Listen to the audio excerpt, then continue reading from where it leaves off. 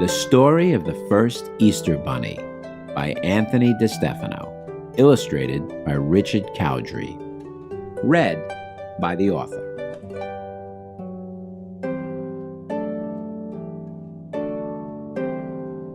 A long time ago, over 2,000 years, there lived a small bunny with very large ears. He lived with his mother on top of a hill. She stayed in her bed because she was ill.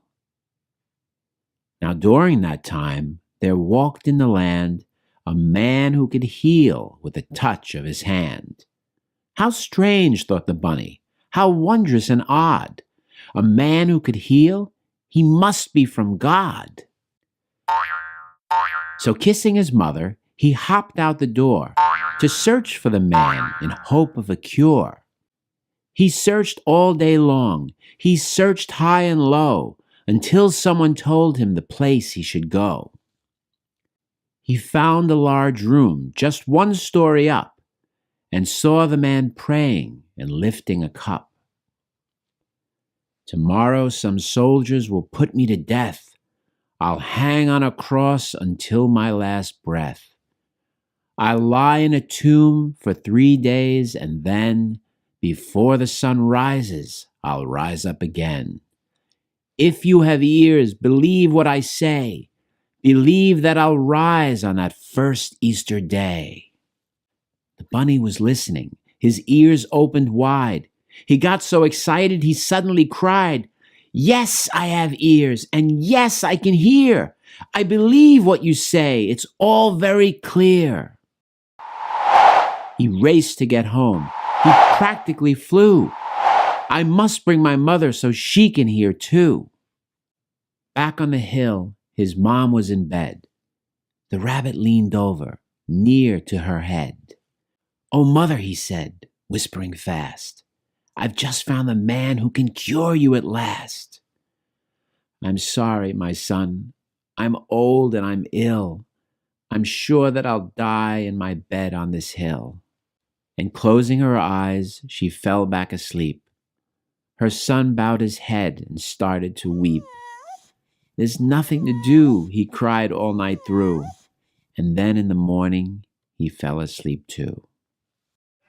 But all of a sudden, he heard a great roar. The bunny woke up and dashed through the door. Out in the sunlight was gathered a crowd. The screaming and shouting were frightening and loud. Right in the middle, a prisoner was bound. With razor-sharp thorns, his forehead was crowned. Some men nailed his hands and his feet to a tree, then lifted him up for people to see. The bunny hopped closer and looked at his face. It seemed that he knew him from some other place. The prisoner, hated by people so much, was also the man who could heal with his touch. The bunny could see he was terribly weak. He also could hear he was trying to speak.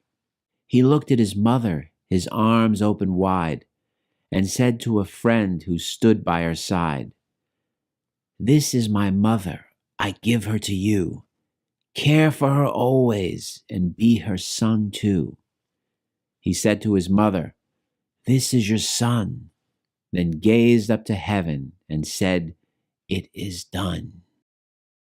As soon as he died, it started to pour. It thundered and lightninged like never before. The bunny stayed watching and listening until they buried the man on top of the hill. A tomb in a garden was used for his grave. They moved a large boulder to cover this cave. The next day, the bunny did not leave his bed. He moaned and he groaned and he whimpered instead.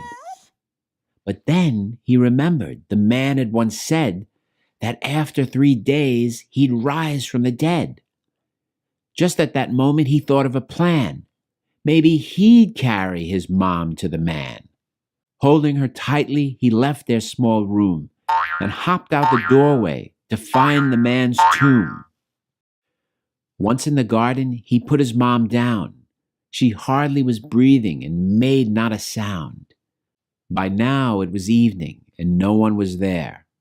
The bunny bowed humbly and said a short prayer. "Oh, man in the tomb, please won't you be kind? You helped your dear mother, now won't you help mine?" Seconds and minutes and hours went past. The start of the day was approaching at last. Suddenly, something appeared from on high.